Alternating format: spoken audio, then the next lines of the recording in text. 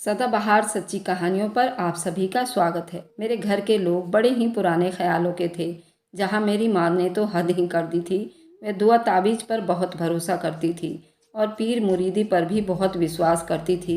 हर परेशानी का उनके पास एक ही हल होता था। वह हल दुआ ताबीज़ था। कारोबार मंदा होता तो दुआ ताबीज़, किसी को बुखार होता तो दुआ ताबीज़, बच्चों के पेपर होते तो भी पीर साहब के दम किया हुआ पानी ले आती थी। पापा उन्हें समझाने की बहुत कोशिश करते थे, लेकिन वह इस मामले में किसी की भी नहीं सुनती थे। जब से मैं जवान हुई थी, मेरी माँ का एक ही मकसद था। वह ये था कि मेरी किसी अमीर घर में शादी करवाना। मेरे मम्मी के पीर बाबा का इंतकाल हो गया था, इसलिए अब मेरी माँ को किसी और भी पीर फकीर के बारे में पता चलता, वह जल्दी बुर्का पहन लेती और उस दर पर पहुँच जाती। वहाँ जाकर बात करती, मेरी बेटी की अमीर घर में शादी हो जाए, और वह फिर से दुआ करवाने के साथ साथ ताबीज़ भी लेकर आती। अब पता नहीं ये किस पीर बाबा का दुआ ताबीज़ था। क्या किसी पीर की दुआ का असर, या फिर मेरी किस्मत का, या इतनी अच्छी थी कि मेरे लिए एक अमीर घर के लड़के का रिश्ता आया। उन लोगों ने बहुत जल्दी से मेरा रिश्ता मांगा था और मेरी माँ ने झट से हाँ कर दी थी। मेरी होने वाली सास एक अच्छी औरत थी। उनसे हमारे घर के लिए और घरों के रिश्ते को नज़रअंदाज किया था और मुझे शादी के लिए एक से एक चीज़ खरीद कर दी थी। हालांकि मेरी माँ की तरफ से ऐसी कोई भी तैयारी नहीं हो सकी थी, लेकिन वह औरत यही कहती थी, जिसने अपनी बेटी दे दी है उसने सब कुछ दे दिया है। मुझे सिर्फ ऐसी ही लड़की की तलाश थी, जो खूबसूरत होने के साथ साथ खूबसीरत भी हो और जो मेरे घर को जन्नत बना दे। और मेरी होने वाली सास ने कहा कि जैनब, यानी कि मैं बहुत अच्छी लड़की हूँ जो मेरे घर को जन्नत बना देगी। हम रिवाजी सास बहू की तरह नहीं, बल्कि माँ बेटी की तरह रहेंगे। मेरी होने वाली सास के ख्याल एक तरफ थे, लेकिन मेरी माँ की फ़िक्र एक तरफ थी।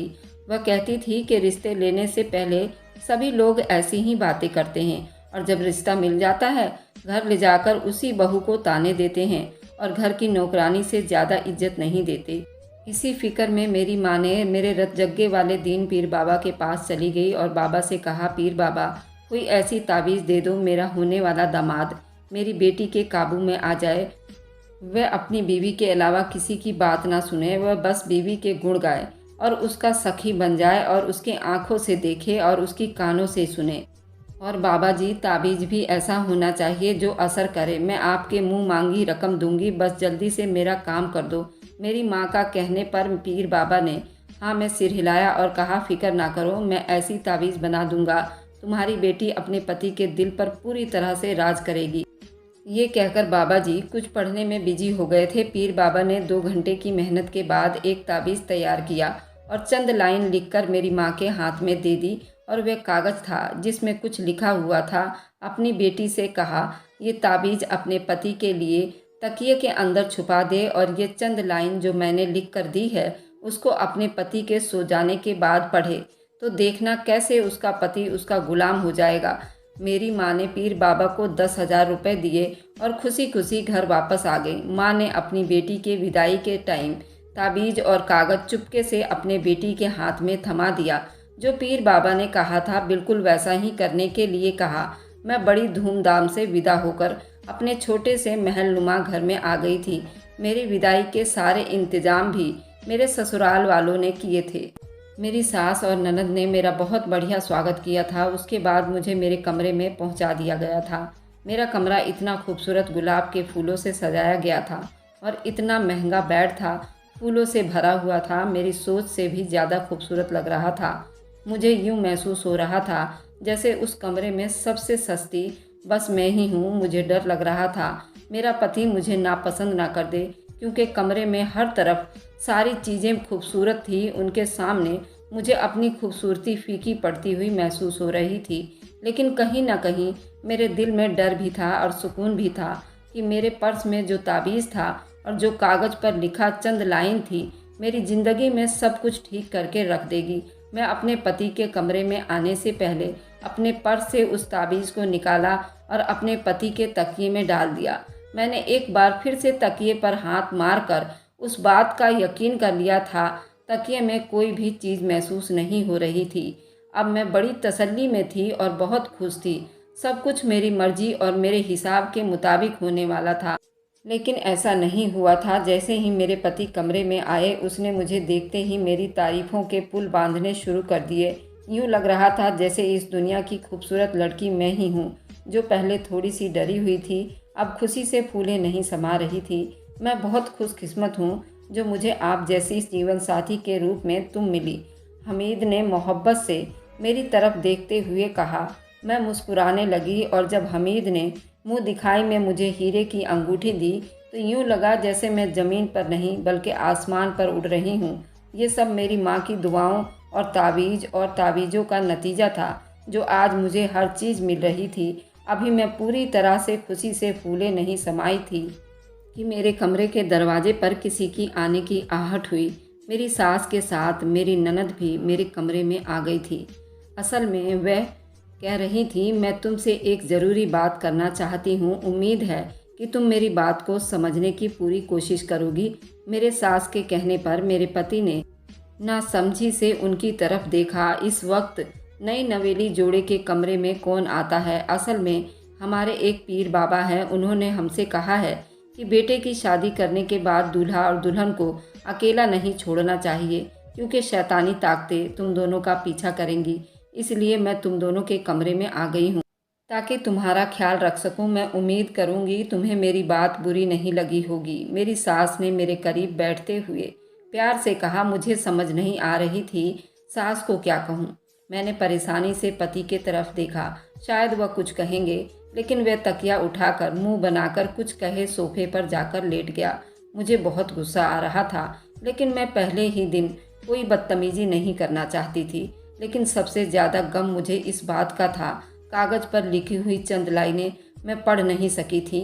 सुबह हो गई, आज मेरा वलीमा भी था और वलीमा के दिन मेरे घर वाले वलीमा में आए थे। जब मेरी माँ ने मेरे कमरे में आई, उसने मौका मिलते ही मुझसे सवाल किया कि सब कुछ ठीक से हो गया ना। तो मैं अपनी माँ को धीरे से वह सब बता दी जो रात मेरी सास ने कही थी। ये सुनकर मेरी मम्मी मुझ पर गुस्सा होने लगी थी कि तुमने बाबा के कहे के मुताबिक ये अमल नहीं किया है। फिर उन्होंने मुझे समझाया कि चलो कोई बात नहीं, लेकिन आज ज़रूर कर देना, और तुमने वह लाइनें भी पढ़नी हैं ताकि तुम्हारी शान और शौकत और खूबसूरत ज़िंदगी इसी तरह खूबसूरत रहे और तुम्हें किसी की नज़र ना लगे। वलीमा वाले दिन अपने माँ से मैंने वादा किया, आज रात में ज़रूर इस अमल को पूरा करूंगी। लेकिन जैसे ही रात आई, मेरी सास और ननद मेरे कमरे में दोबारा आ गई। मेरी सास मेरे लिए दूध का गिलास लेकर आई थी और उन्होंने इतनी मोहब्बत से मुझे कहा कि तुम वह दूध अपने पति को पिला देना। मैंने उन्हें मना नहीं कर सकी और दूध का गिलास अपने पति को दे दिया।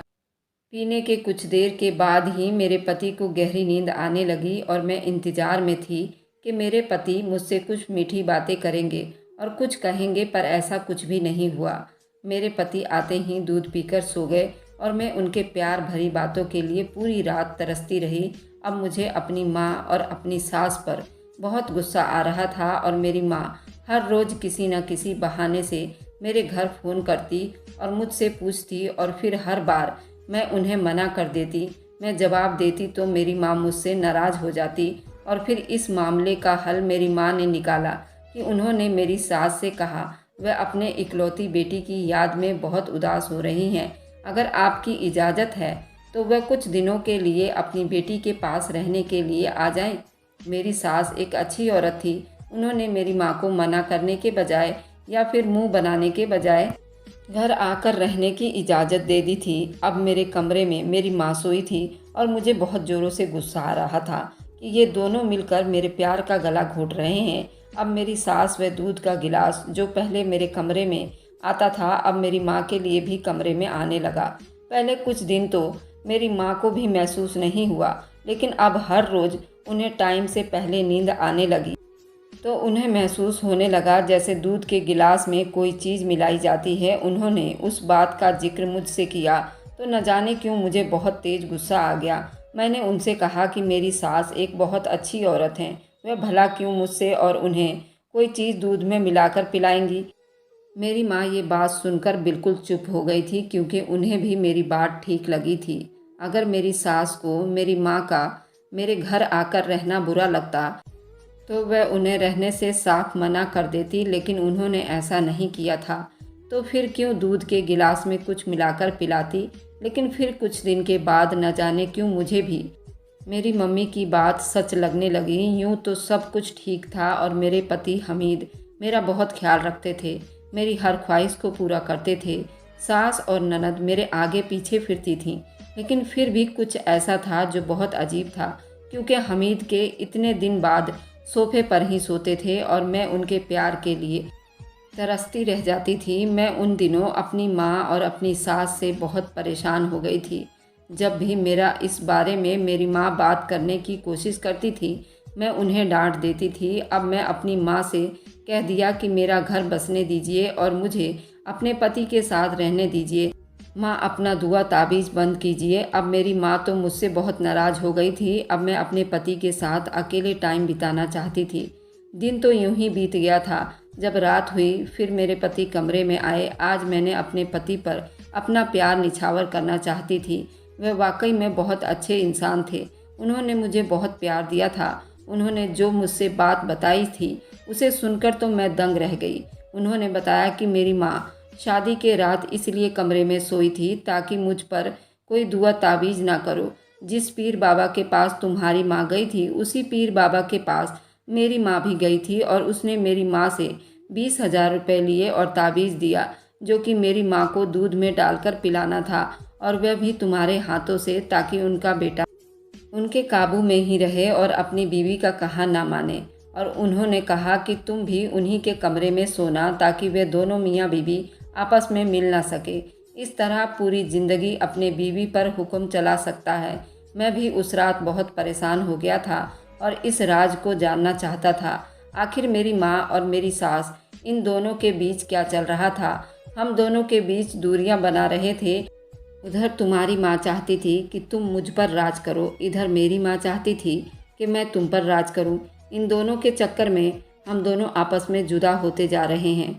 मैंने उस बाबा को खोज निकाला है, क्योंकि मेरा एक दोस्त था जो उस बाबा को बहुत मानता था। उस बाबा के पिता, जो कि पिछले 15 दिनों से गायब थे, जबकि बाबा का बहुत आलीशान घर था।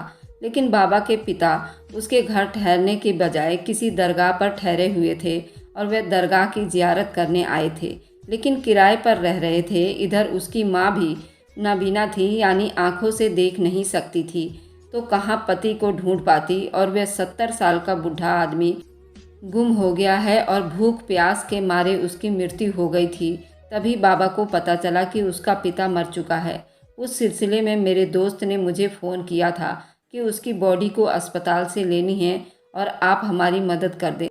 मेरे पति एक पुलिस ऑफिसर थे। जब उन्हें पता चला कि ये तो खुद बाबा और दूसरों की भलाई करता फिरता है, दुआ ताबीज़ करता है, लेकिन उसे खुद अपने माँ बाप का ख्याल नहीं रखा, तभी मेरे दोस्त ने मुझे ये सब बात बताया कि तुम्हारी माँ को और तुम्हारी सास को भी मैंने उसी बाबा के दर पर देखा है।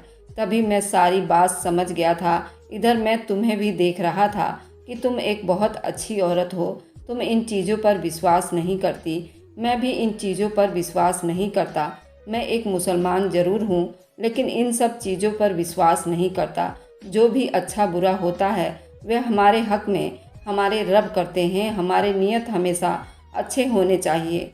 उस दिन मैंने अपनी माँ से उस बाबा के सारे कारनामों को बताया। जो इंसान अपने माँ बाप का नहीं तो हमारा क्या होगा, उसे तो हमारे पैसे से ज़रूरत है। इधर मैं भी फ़ोन करके अपनी माँ को बाबा की सारी हकीकत बताई। हम दोनों के बीच सब कुछ ठीक है। हमने वे सारे ताबीज़ों को जला दिया और हटा दिया अपने कमरे से, और आज हम बिल्कुल ठीक हैं। न हमारे बीच कोई लड़ाई है न झगड़ा। हम दोनों समझदार हैं। हम अपने सारी समस्याओं को आपस में बैठकर सुलझा लेते हैं। हमें किसी बाबा या पीर बाबा की ज़रूरत नहीं पड़ती। मैं अपने मायके में अपने पति को लेकर आ गई, क्योंकि मेरी माँ को भी समझाना था। मेरे पति ने मेरे माँ को समझाया कि देखिए मम्मी, ये पाखंडी पीर बाबा लोग हमेशा पैसा कमाने के लिए वे झूठ और सच का सहारा लेते हैं। अगर इतने ही सच्चे और दूसरों की ज़िंदगियों को संवार लेते हैं तो अपनी ज़िंदगी को क्यों नहीं संवार लेते। खुद क्यों लोगों के पास 1,000 रुपये या 10,000 रुपये में बैठ बैठ कर पूरा दिन खराब करते हैं। मेरे पति की बात सुनकर मेरी माँ ने पति के तरफ देखा वह यकीन करना चाहती थी। मैंने उनकी शक्ल को देखकर अंदाज़ा लगाना चाहा। उनका बच्चों वाला अंदाज देखकर मैं मुस्कुराने लगी। देखो मम्मी, तुम मुझे गलत मत समझो। मैं इस बारे में तुमसे झूठ नहीं बोल रही हूँ। हकीकत यही है जो तुम्हारे सामने दिख रहा है। मेरे पति बिना दुआ ताबीज़ के भी कितने प्यारे हैं। हमें अपने घर में कुरानी आयत को पढ़ना चाहिए और जलने वालों की नज़रों से बचने के लिए हमें सदका खैरात करने के साथ साथ सूरतुल बकरा की हर रोज़ तिलावत करना चाहिए, ताकि किसी भी जादू टोने पर भूत प्रेत का असर हम पर ना हो सके। हमें उन छोटी छोटी बातों का ख्याल रखना चाहिए। यही ज़िंदगी का वसूल है, जिन्हें हम अपनी दौड़ती बिजी ज़िंदगी में इग्नोर करते हैं। और जब कुछ गलत होता है तब ही खुदा से मदद मांगने के बजाय, कुरान का दामन थामने के बजाय हम पीरों के पास भागते हैं। हमें क्यों लगता है जैसे हमारे मसले का हल उन्हीं के पास है, जबकि हमारे हर मसले का हल हमारे खुद के पास भी है। हमारे पास कुरान पाक की, जिसकी तिलावत करके हम बहुत सी चीज़ों को खुद से दूर कर सकते हैं।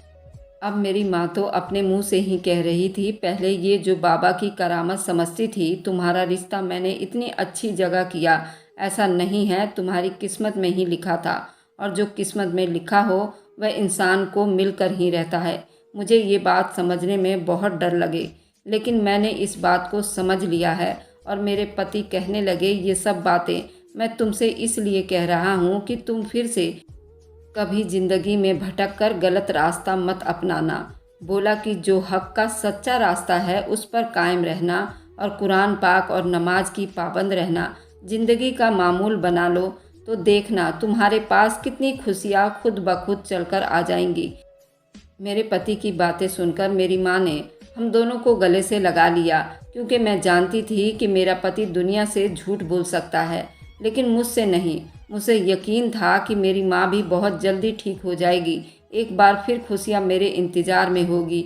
मैं यकीन से सोचकर मुस्कुराने लगी, क्योंकि मैं समझ गई थी खुद पर यकीन रखने वाले कभी गम में नहीं रहते। अगर आपको आज की कहानी पसंद आई है तो वीडियो को ज़रूर लाइक कीजिएगा और अपने दोस्तों के साथ शेयर भी कीजिएगा। और हाँ, अगर आपने अभी तक हमारे चैनल को सब्सक्राइब नहीं किया है तो ज़रूर सब्सक्राइब कर लें। मिलते हैं हम अपनी कल की नई दिलचस्प कहानी के साथ। मुझ पर सदा अपना प्यार और स्नेह बनाए रखें।